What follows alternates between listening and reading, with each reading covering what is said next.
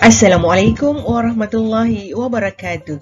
Bertemu lagi dalam kelas Bahasa Melayu tahun 5. Anda sudah bersedia? Jika sudah, ayo kita mulakan pelajaran kita pada hari ini. Tajuk kita pada hari ini ialah pengorbanan demi tugas. Standard pembelajaran yang perlu anda kuasai pada hari ini ialah 3.2.2, iaitu menghasilkan jawapan dengan memberikan alasan secara kritis dan kreatif. Objektif pembelajaran anda pada akhir pelajaran nanti, anda akan dapat menghasilkan jawapan dengan memberikan alasan yang kritis dan kreatif. Kriteria kejayaan anda akan diukur apabila anda dapat menjawab soalan yang diberikan berpandukan teks dan menyatakan alasan yang munasabah. Anda telah pun bersedia? Jika sudah, pastikan buku teks halaman 100 telah pun dibuka. Kita akan mulakan perbincangan kita. Sebelum kita mulakan pembacaan kita, di sini cikgu tayangkan terlebih dahulu soalan-soalan yang perlu anda jawab pada akhir pelajaran kita nanti. Terdapat 5 soalan yang perlu anda jawab dan cikgu nak ketika cikgu membaca sebentar lagi, anda mestilah menggarisi jawapan yang anda fikir sesuai dan tepat untuk kelima-lima soalan ini. Jika sudah bersedia, ayo kita mulakan. Ayo kita mulakan. Pastikan anda menggarisi jawapan-jawapan yang anda jumpai bagi soalan 1 hingga 5. Pengorbananku demi tugas. Pekerjaan sebagai maling gunung memang mencabar. Maling gunung ialah jurupandu kepada pendaki gunung. Demi tugas dan jati diri yang tinggi, Muhammad Rizwan Kauhinin, maling gunung di Gunung Kinabalu, nekat menyelamatkan nyawa seorang kanak-kanak yang terkandas semasa kejadian gempa bumi di Sabah. Saya gemetar apabila dianggap sebagai wira, padahal saya hanyalah insan biasa. Sumbangan saya itu kecil berbanding dengan pengorbanan anggota keselamatan yang menjaga kedaulatan negara, kata Muhammad Rizwan kepada pemberita.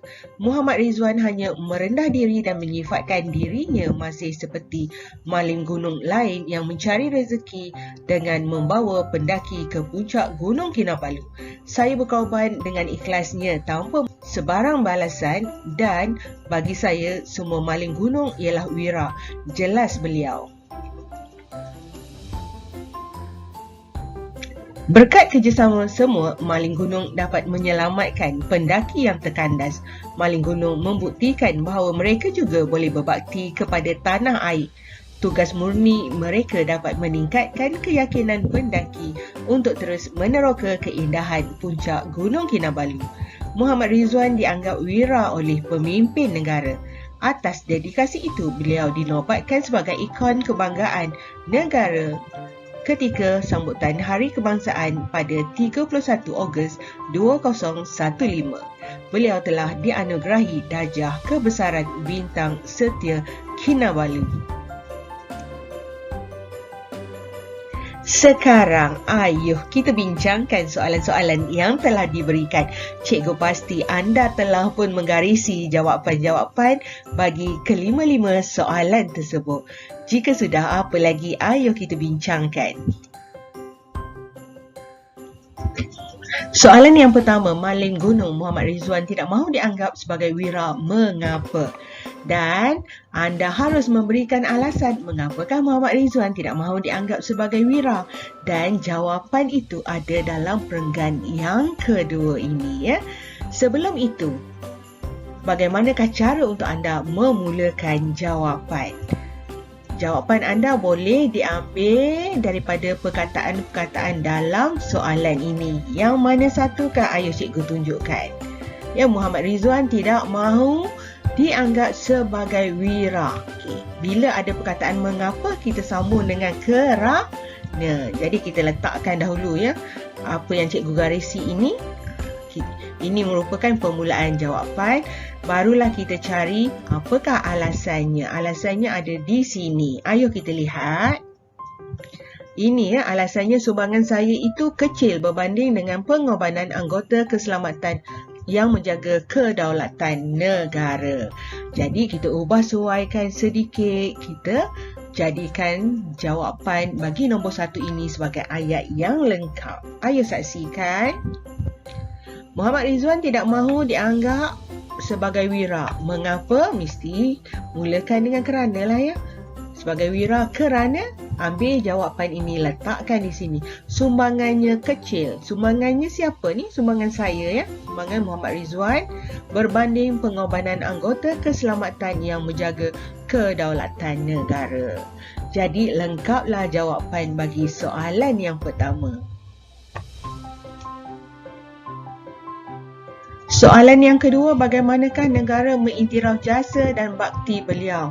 Jawapan ada dalam perenggan yang terakhir petikan pengorbananku demi tugas. Dan cikgu telah pindahkan pada skrin ya. Jadi sebelum itu kita lihat perkataan-perkataan yang boleh kita gunakan untuk memulakan jawapan. Ayo saksikan. Negara mengiktiraf jasa dan bakti beliau. Jadi, perkataan-perkataan yang cikgu garisi ini kita pindahkan sebagai jawapan ya. Negara mengiktiraf jasa dan bakti beliau melalui cara yang bagaimana? Kita lihat. Ya, dinobatkan sebagai ikon kebanggaan negara. Jadi, jawapan ini kita ambil letakkan di sini. Dan kita gunakan kata hubung bagi menyambung ayat ini dengan ayat yang pertama, iaitu dengan menobatkan beliau sebagai ikon kebanggaan negara. Ya, kata hubungnya ialah dengan. Okey, kita teruskan dengan nombor 3. Soalan yang ketiga, pada pendapat kamu, apakah kesan kepada imej Malaysia di mata dunia dengan sikap sanggup berkorban beliau itu? Beliau itu siapa? Ya, Muhammad Rizwan.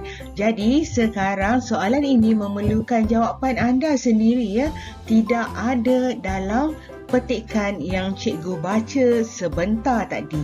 Tetapi di sini cikgu ingin terangkan bahawa ayat dalam soalan ini akan kita gunakan sebagai jawapan. Yang mana satu? Ayo saksikan. Ya, Malaysia di mata dunia dengan sikap sanggup berkorban beliau itu. Jadi, yang berwarna merah ini kita ambil dan cikgu akan terangkan cara untuk menjawab ya. Ini ya. Yang merah ini cikgu letakkan di bawah ini sebagai jawapan dan cikgu tinggalkan kosong pada ruangan ini. Mengapakah cikgu tinggalkan kosong? Kerana tempat kosong ini akan kita jawab dengan menyatakan kesan kepada imej. Malaysia di mata dunia dengan sikap sanggup berkorban beliau. Jadi Malaysia akan dipandang sebagai apa? Ya, dan cadangan jawapan cikgu ialah Malaysia akan dipandang tinggi di mata dunia dengan sikap sanggup berkorban beliau. Sekiranya anda mempunyai jawapan anda sendiri, anda boleh letakkan jawapan anda. Tidak perlu bergantung semata-mata kepada jawapan cikgu. Boleh? Kita teruskan dengan nombor 4. Soalan yang keempat, apakah sumbangan Malin Gunung terhadap pembangunan negara? Sebelum kita cari jawapannya, kita fikirkan ya perkataan-perkataan yang akan kita gunakan untuk memulakan jawapan. Ayo saksikan. Yang cikgu garisi merah itu merupakan ayat yang boleh kita guna untuk memulakan jawapan. Ya, cikgu letakkan di sini sumbangan Malin Gunung terhadap pembangunan negara. Okey, sekarang ini barulah kita cari pembangunan negara dari segi apa ya. Sekarang kita lihat kata kunci iaitu jurupandu. Malin Gunung ini ialah jurupandu. Orang yang ingin mendaki Gunung Kinabalu harus menggunakan Malin Gunung supaya mereka tidak tersesat apabila mendaki ataupun menuruni gunung tersebut. Jadinya di sini, siapakah orang yang akan menggunakan jurupandu ini? Pendaki ini siapa sebenarnya ya?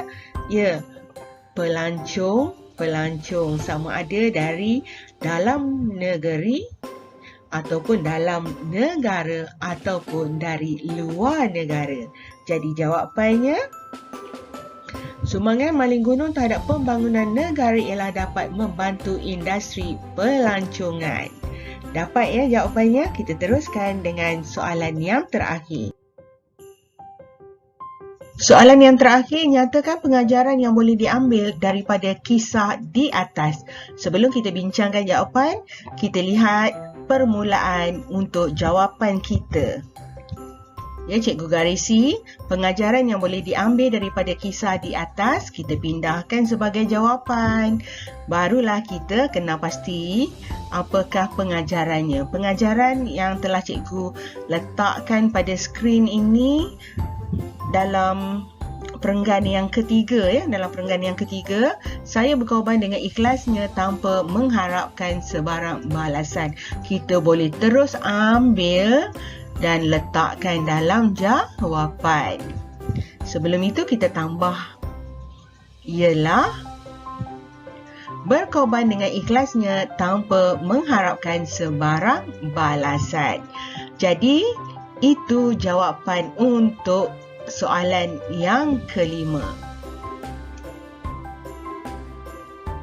Tamat sudah pelajaran kita pada hari ini. Semoga penerangan yang cikgu berikan dapat membantu anda untuk menjawab latihan pada halaman 100 bagi tajuk pengorbananku demi tugas. Semoga kita berjumpa lagi. Sekian. Assalamualaikum warahmatullahi wabarakatuh.